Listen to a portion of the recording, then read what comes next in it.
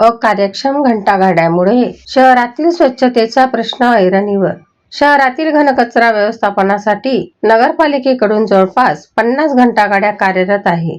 घराघरातून कचरा संकलित करून शहर स्वच्छ ठेवण्याचा उद्देश असला तरी प्रत्यक्षात या व्यवस्थेतील त्रुटीमुळे अनेक भागांमध्ये अस्वच्छतेचे चित्र निर्माण झाले आहे.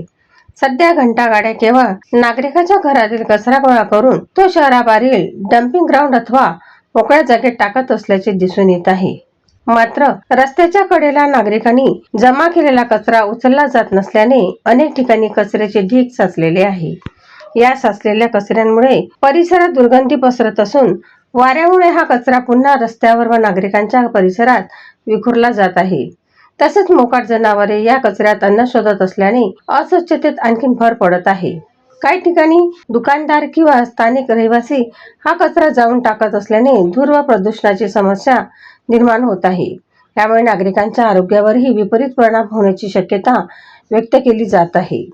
स्थानिक नागरिकांच्या मते घंटागाडी चालकांना रस्त्याच्या कडेला साचलेला कचरा उचलण्याचे आदेश नसल्याने ही परिस्थिती निर्माण झाली आहे. त्यामुळे नगरपालिकेची स्वच्छता व्यवस्था प्रभावीपणे कार्यरत नसल्याचे मत नागरिकांकडून व्यक्त होत आहे.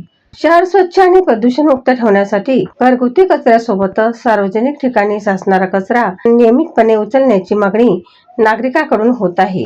तसेच नगरपालिकेने या समस्येकडे गांभीर्याने लक्ष देऊन तातडीने योग्य उपाययोजना कराव्यात अशी अपेक्षा व्यक्त केली जात आहे.